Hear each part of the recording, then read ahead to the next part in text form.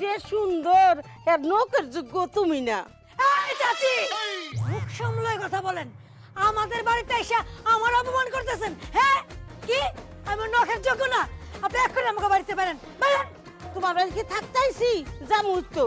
আর ওই যে একটা বউ কইলো যে সুন্দর না, বউ মাশাআল্লাহ কি সুন্দর, ওনারা আনছে যেমন একটা পোডলের মতন। থাকা লাগবে না আপনার, যান আপনি আপনার বাড়িতে যান। রতনের রতন চিনে আর সুর চিনে পশু।